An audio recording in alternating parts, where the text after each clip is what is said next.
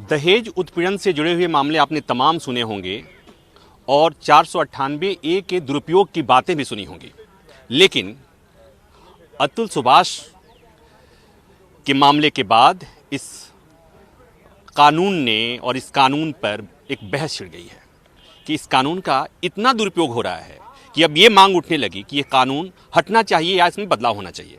हमारे साथ bar council of India के चेयरमैन मनन कुमार मिश्रा जी हैं, राज्यसभा सांसद भी हैं। उनसे जानेंगे, उनसे समझेंगे कि क्या अब सही समय है इस कानून पर पुनर्विचार करने की या इस कानून में बदलाव करने की। सही कहा आपने, ये समय है कि अब इस कानून में कुछ बदलाव हो, इस पर पुनर्विचार हो, इसको रिविजिट किया जाए। चूँकि देखिए, कानून जब बनाया गया मंशा बहुत साफ रही होगी हमारे पार्लियामेंट की, लेकिन आज की तारीख में जिस ढंग से इसका मिसयूज हो रहा है, ग्रॉस मिसयूज हो रहा है, दुरुपयोग हो रहा है, इसमें sister in law, mother in law, father in law, brother in law सबको फंसा दिया जाता है, मौसा मौसी, नाना नानी सबको फंसा दिया जाता है। तो अभी हाल के दिनों से आप देख रहे होंगे कि कोर्ट्स का एटीट्यूड तो काफ़ी बदला है। जो खास करके इन लॉज हैं उनके लिए क्वाशिंग या बेल का प्रावधान जो है बड़ा हल्का कर दिया गया है।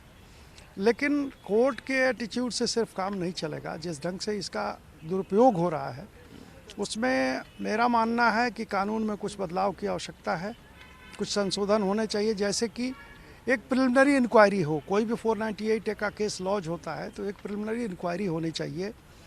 पहले ये देखा जाए कि prima facie case made out होता है नहीं होता है।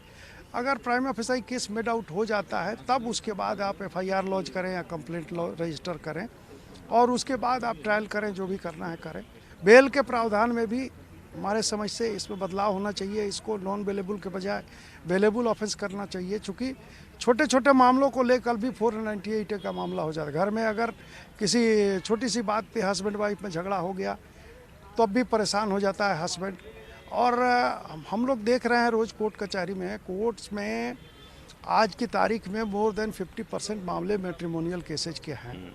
तो ऐसी स्थिति में अब तो संसद को ये समझना पड़ेगा और मुझे लगता है कि कानून में रिविजिट की आवश्यकता है। लेकिन जांच होगी, FIR दर्ज करने के पहले प्रिलिमिनरी जांच होगी, लेकिन मामला तो अल्टीमेटली कोर्ट में ही जाएगा। और कोर्ट में अतुल सुभाष ने एक बात कही है, आरोप लगाया है कि कोर्ट में जज का जो रवैया था वो बहुत शर्मनाक है। उसने लिखा हुआ है अपने सुसाइड नोट में। हाँ, नहीं, ये जो पर्टिकुलर मामला है ये बड़ा ही चिंतनीय है, बड़ा ही चिंता का विषय है ये।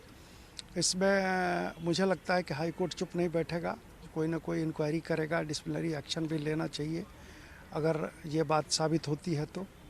और अगर ये ऐसे, हालांकि ऐसी घटनाएं रेयर हैं।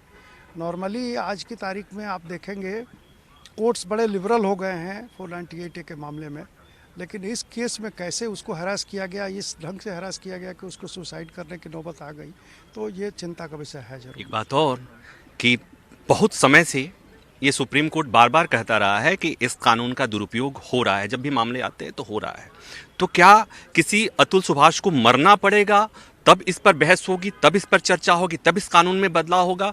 इसलिए कि बहुत अतुल सुभाष हैं जो मौत के कागार पर हैं। नहीं, अब इस बात को तो मैंने ऐसा नहीं है कि बहुत से अतुल सुभाष मरने के कगार पे हैं। हरासमेंट के केसेज आए हैं सामने और अब ये समय है, मुझे लगता है कि अब ये समय है जबकि सरकार या सदन भी सोचेगा कि इसमें कुछ बदलाव, जो उचित बदलाव, आवश्यक बदलाव हैं उसको किया जाए। कानून बनाया जाता है जनता के कल्याण के लिए, जनता की भलाई के लिए, जनहित के लिए, लेकिन अगर उसका जनता दुरुपयोग करने लगे, मेजॉरिटी के लोग दुरुपयोग करने लगे तो उसमें बदलाव का भी प्रावधान है, बदलाव होगा। तो आप बार काउंसिल ऑफ इंडिया के चेयरमैन की हैसियत से जो इसमें जज के ऊपर आरोप लगा है, क्या आप इसमें कुछ करने वाले? ये तो ज्यूरिडिक्शन हाई कोर्ट का होता है, डिसिप्लिनरी एक्शन, तो इसमें बार का कोई लेना देना नहीं है।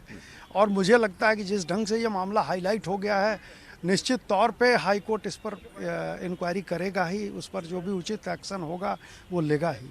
और राज्यसभा के सांसद के तौर पर आप क्या करने वाले? नहीं, राज्यसभा के सांसद के तौर पर जब समय आ रहा है तो उसमें मैं सवाल उठाऊंगा कि इसमें बदलाव होने चाहिए। इसमें बदलाव होना आवश्यक है, चूँकि कोर्ट भी ओवर बर्डनड हो गया है ऐसे मामलों से, और जनता भी परेशान होती है, बहुत लोग परेशान होते हैं, कई परिवार एकदम परेशान उजड़ जाते हैं। तो ये समय है कि बेल के प्रावधानों में कुछ चेंज हो, कुछ इंक्वायरी की बात हो, तो वैसे सवाल हम उठाएंगे जरूर। हमसे बात करने के लिए धन्यवाद।